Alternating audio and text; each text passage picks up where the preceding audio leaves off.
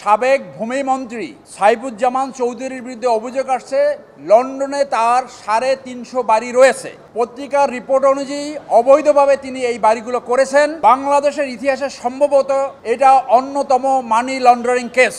MP থেকে আমি resign দিব যদি আমার মন্ত্রণালয়ের মন্ত্রী সময় যদি 1 টাকার দুর্নীতি পাই।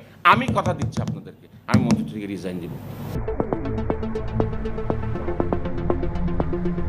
সাবেক ভূমিমন্ত্রী সাইফুজ্জামান চৌধুরীর যুক্তরাজ্যত নিজের নামে 350 বাড়ির বিষয়ে দুদক করে অনুসন্ধান নিষ্পত্তির আদেশ দিয়ে হাইকোর্ট রোববার জুলাইয়ের 28 তারিখ হাইকোর্টের বিচারক আবু তাহের মোহাম্মদ সাইফুর রহমানের বেঞ্চ এই আদেশ দেয়। মাননীয় প্রধান বিচারপতির কাছে একটি আবেদন করেন। সেই আবেদন অনুযায়ী এই রিটটি শুনানির জন্য মাননীয় বিচারপতি জনাব আবু তাহের সাইফুর রহমান সাহেবের কোর্টে পাঠান। সেই কোর্ট আজকে একটি আদেশ প্রদান করেছেন, দুদককে নির্দেশ দিয়েছেন আইন অনুযায়ী এই আবেদনটি নিষ্পত্তি করার জন্য। জানা যায় 2016 সালের সাবেক ভূমিমন্ত্রী সাইফুজ্জামান চৌধুরী প্রায় 20 কোটি ব্রিটিশ পাউন্ড জিবে বাংলাদেশি মুদ্রায় 2770 কোটি টাকা মূল্যর 350-এরও বেশি সম্পত্তি কিনে যুক্তরাজ্যত রিয়েল এস্টেট সাম্রাজ্য গড়ে তুলবের ঘটনার অনুসন্ধান সাইরে হাইকোর্টত রিট করা হয়। গত মে 9 তারিখ সুপ্রিম কোর্টের আইনজীবী মোহাম্মদ সালাউদ্দিন রিগে জনস্বার্থে এই রিট গগৈছি। এই রিটত দুর্নীতি দমন কমিশন সহ সংশ্লিষ্ট দলরে বিবাদী করা হয়। রিটত সাবেক ভূমিমন্ত্রী সাইফুজ্জামান চৌধুরীর সাম্রাজ্য যুক্তরাজ্যে শিরোনামে জাতীয় দৈনিকত প্রকাশিত প্রতিবেদনকে সংযুক্ত করা হয়। এর আগে সাইফুজ্জামান চৌধুরীর অবৈধ সম্পদের অনুসন্ধান সাইরে দুর্নীতি দমন কমিশনত আবেদন করছিল এই আইনজীবী। এ বিষয়ে দুদক কোনো পদক্ষেপ নলনায় হাইকোর্টের রিট দায়ের করছে। সেখানে আমরা দুদকে আবেদন করছি। দুদকে আবেদন করার পরে দুদক আমাদের আবেদনটা তো পড়ে আছে, দুদককে নির্দেশনা দিয়েছে যে আবেদন নিষ্পত্তি করতে। যদিও হাইকোর্ট কতদিনের মধ্যে দুদকের অনুসন্ধান নিষ্পত্তির নির্দেশ দিয়ে তা আদেশের কপি ফাইবের পরে হন যাবে বলে জানিয়ে রিটের আইনজীবী মোহাম্মদ সালাউদ্দিন রিগেন। তো এটা কি কোনো সময়সীমা বেঁধে দিয়েছে আদালত নাকি?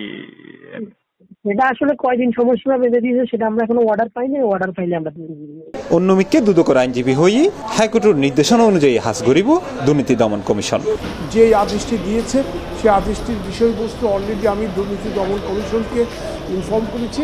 কমিশন হাইকোর্টের আদেশ আইন বিধিমালা অনুযায়ী যথাযথ আইনগত ব্যবস্থা নিয়ে ওনার দরখাস্ত নিষ্পত্তি করতে।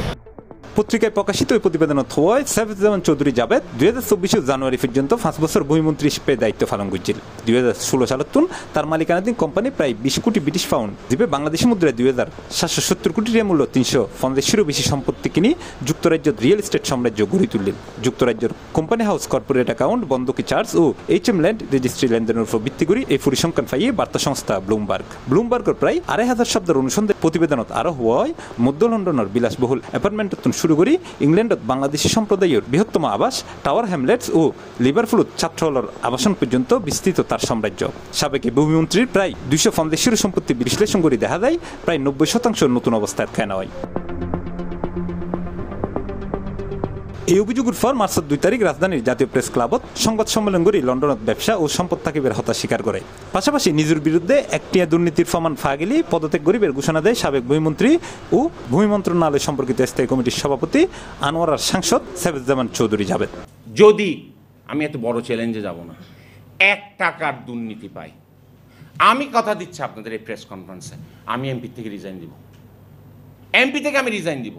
ব্লুমবার্গের ওই প্রতিবেদনও শুধু সাইফুজ্জামান চৌধুরী জাবেদই নয়, তার স্ত্রীর সম্পদের হত্যা উড়িয়েছি। পাশাপাশি সাবেক এই ভূমিমন্ত্রীর পরিবারের অন্যান্য সদস্যর অবৈধ সম্পদ ও দুর্নীতির বিষয় কেন বিভিন্ন গণমাধ্যম যাচাই বাছাই ঘরের বলি খবর পাওয়া গিয়ে। C plus TV, Chittagong.